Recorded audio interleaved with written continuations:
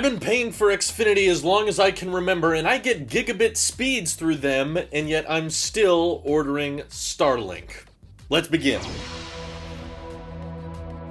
So I've talked about why StarLink is very, very important for connecting humanity even further on this channel, and I've even talked about why I think it's monumentally more important than 5G. Best analogy I've ever heard out there is Starlink is like bringing clean drinking water to communities who need it, and 5G is trying to provide more olive gardens to suburban climates. 5G is just flexing for the most part. It's just overkill and bringing faster internet to those who kind of already have decent internet. StarLink is trying to basically provide adequate, sustainable internet coverage to any location on the planet, and it's being done by SpaceX, which is owned by Elon Musk. Another company that Elon Musk owns is Neuralink, which I have one implanted right here, which is why I'm going to be a non-stop commercial for all Elon Musk products. But I was super excited the other day when I got an email saying that StarLink is available in limited quantities in my area, and I got so pumped that I ordered it right away with my Apple Card. And for the first time ever in my wallet app, I looked at my transactions and saw the term SpaceX in there. That was trippy. As a huge SpaceX fan, looking at my credit card bill and seeing SpaceX listed under services, that got me really pumped. But the idea basically is surrounding the Earth with thousands of satellites that, yes, have the ability to self-correct themselves so that they don't run into other satellites, and yes, they are now painting them darker colors of black so that they do not interfere with astronomy. SpaceX is working directly with astronomers to make sure that they don't impede photography, and the real only time they become very visible is right after they are deployed. They're oriented in a way when they first come off of Falcon 9 rockets that makes them look very visible, particularly at dawn and dusk when they can reflect light off the sun. But once they find their way into their routine orbit and they are activated and spread out and providing internet to people, that's when you don't really see them. They don't interfere with astronomy as much, and they're trying to make sure that space stays as clean as possible. So if you want to complain about space getting too cluttered with satellites, you probably don't want to hate on SpaceX because they're one of the first companies to actually start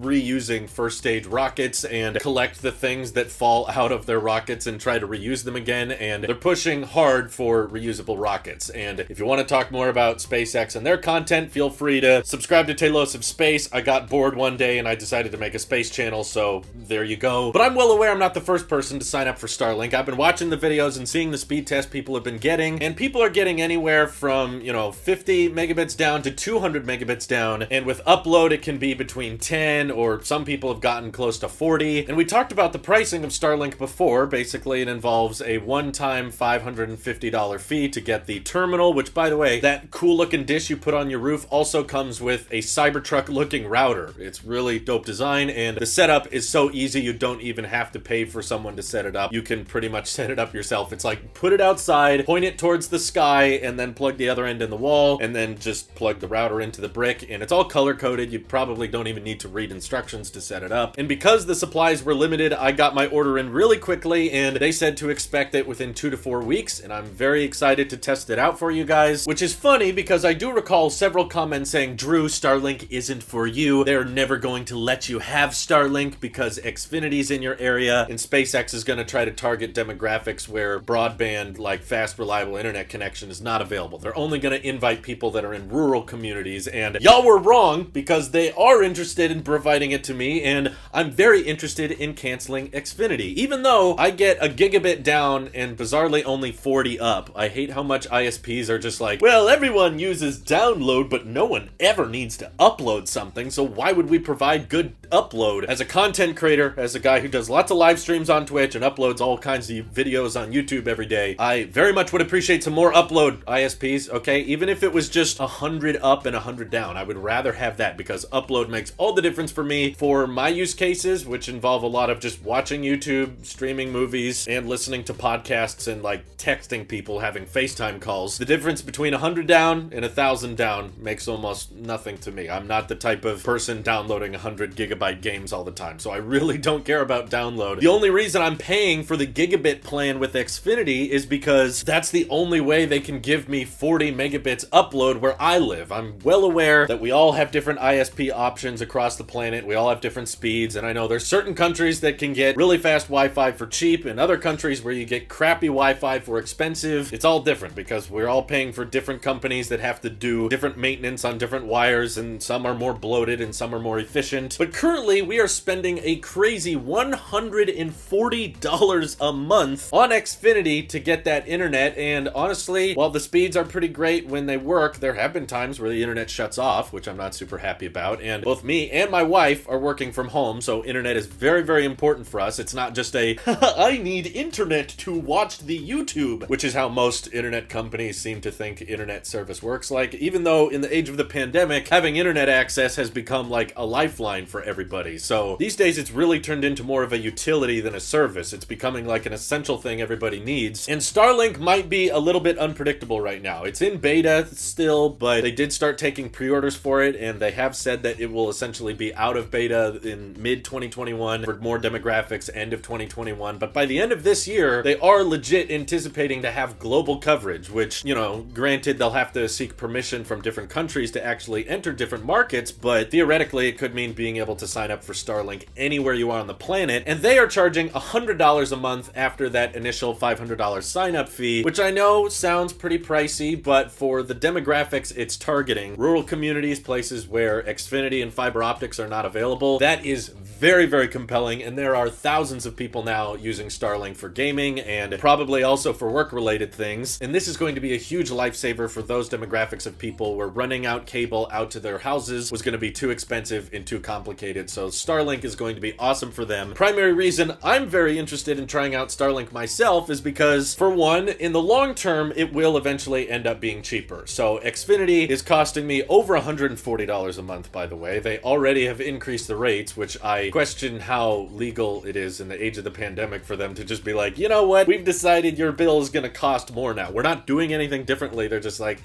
let's raise the rates. And initially we were only paying $110 a month, but then we were using so much data for all of our online work purposes that we were getting charged overage fees. So in order to get unlimited data with Xfinity, they had to tack on an extra $30 a month. So that's how we got to $140, and now recently it's gone up to $143, $145. I don't know why. They're just like, we want some money! So they started charging more for us, whereas Starlink is meant to be the same price for everybody everywhere, and $100 a month will end up saving me $45 a month. And after about a year or so of using Starlink instead of Xfinity, that would technically mean we're saving money. But on top of all that, the primary reason I'm so excited for Starlink and so done and annoyed with Xfinity is because Starlink can really only get better from here on out. They are sending up multiple new Starlink missions upon Falcon 9 rockets. Just within the next couple weeks, there's supposed to be another 120 of them orbiting our planet. And Elon said on the latest Joe Rogan podcast that one day their idea is to get Starlink up to gigabit level speeds. I don't even need gigabit, honestly. I just want upload better than 40. And even in the beta tests, we're seeing Starlink occasionally exceed 20-30 upload. And I know that as time goes on, Starlink connections will only get more stable and faster. And to be honest with you, because I do so much of my work online, I'm well aware that pretty much for the rest of my life, I'm probably going to be spending $100 or more on internet access every single month. And Xfinity seems to just want to get more and more expensive. And they really have no incentive, and they really have no drive to make the speeds faster. And there's a bunch of annoying things with their customer service that bug me, the amount of ads we get from them, and the fact that when we set up our internet at this house, they required us to plug in a cable TV box, even though we don't want cable TV, but they literally gave us a better internet rate if we got it with the TV package versus without the TV package, because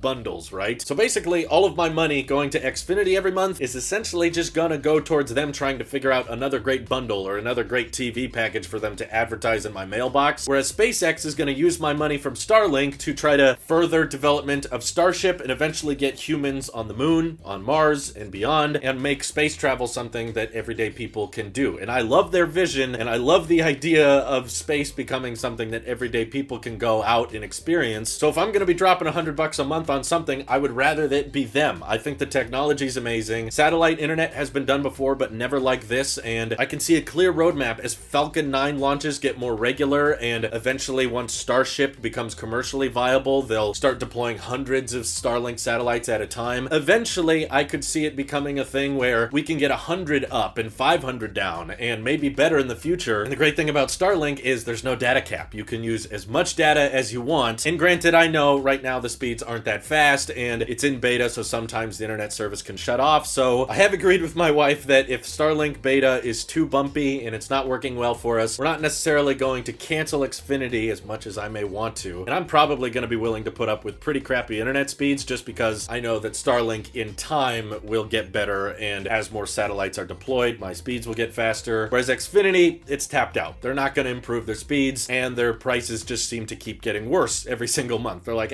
we need more now. We need more now. Honestly, having data overage fees in the pandemic was just very frustrating to me, but they have a monopoly where I live. I literally can't switch to anybody else, so even if the speeds are way, way slower, I'm still really invested in Starlink, and I will of course cover the unboxing, the setup, the speeds and everything once I get my hands on one, but they said due to limited supplies, it'll be about 2 to 4 weeks before they ship it out to me. I'll keep you guys posted best I can. If you want more space content, again, Tailosive Space, we got podcasts, we got videos. I can't promise how regular it'll be, but it's there. Thank you all for watching. This is your SpaceX sheep here, and I'll see you guys in the next one.